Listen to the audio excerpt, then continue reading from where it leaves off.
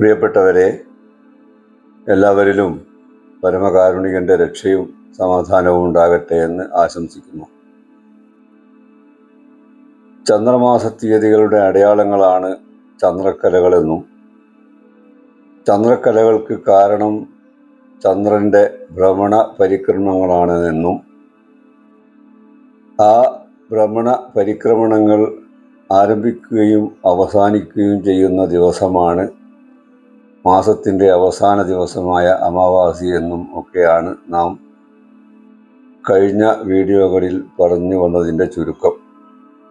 ഭ്രമണപരിക്രമണങ്ങൾ അവസാനിക്കുന്ന ദിവസം ചന്ദ്രൻ്റെ സൂര്യനുമായുള്ള കോണകലവും ചന്ദ്രക്കലയുടെ വലിപ്പവും 0 ആകുന്ന ദിവസമാണ്. അതിൻ്റെ അടിസ്ഥാനത്തിൽ നാം ചിന്തിക്കുമ്പോൾ ഇന്ന് നിലവിൽ ചന്ദ്രമാസ നിർണയത്തിൽ കാണപ്പെടുന്ന ആശയക്കുഴപ്പത്തിന് യാതൊരു പഴുതുമില്ല എന്ന് കാണാം. കാരണം അമാവാസി ദിവസം എന്നത് മനുഷ്യന് ചരിത്രാതീത കാലം മുതൽക്ക് തന്നെ അറിയാവുന്ന ദിവസമാണ്.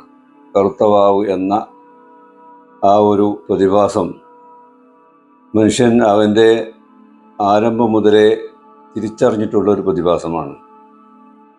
ആ ദിവസം ചന്ദ്രൻ്റെ ഭ്രമണ പരിക്രമണങ്ങൾ അവസാനിക്കുന്ന ദിവസമായതുകൊണ്ട്, അല്ലെങ്കിൽ അതിൻ്റെ പെർസെൻറ്റേജ് ഓഫ് ഇലുമിനേഷനും ആംഗിൾ ഓഫ് ഇലോങ്ങേഷനും 0 ആകുന്ന ദിവസമായതുകൊണ്ടാണ് അന്ന് ചന്ദ്രനെ ഭൂമിയിൽ നിന്ന് കാണാത്തത് എന്ന് നാം പറയുകയുണ്ടായി. ആ ഒരു അടയാളം വെച്ചുകൊണ്ട് ഓരോ ചന്ദ്രമാസവും എന്ന് അവസാനിക്കുന്നു എന്ന് പൊതുവെ ജനങ്ങൾക്കെല്ലാം പണ്ട് മുതലേ അറിയാവുന്ന ഒരു കാര്യമാണ്. അതുകൊണ്ട് തന്നെ അതിൻ്റെ പിറ്റേ ദിവസം പുതിയ മാസമായിരിക്കുമെന്ന കാര്യത്തിലും യാതൊരു സംശയവുമില്ല. ചന്ദ്രമാസ നിർണയ രംഗത്ത് ഇന്ന് കാണപ്പെടുന്ന അനിശ്ചിതത്വത്തിന് കാരണം യഥാർത്ഥത്തിൽ സിസ്റ്റത്തിൻ്റെ തകരാറല്ല എന്ന് നമുക്ക് മനസ്സിലാക്കാം. സിസ്റ്റം വളരെ കൃത്യമാണ്, യാതൊരു ആശയക്കുഴപ്പത്തിനും പഴുതില്ല.